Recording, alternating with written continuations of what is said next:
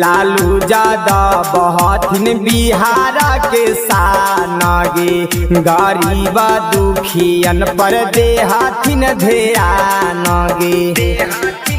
हे गे लालू यादव हथिन बिहार के शान गे, गरीब दुखियन पर दे हथिन ध्यान। हे आगे चला तोर खबर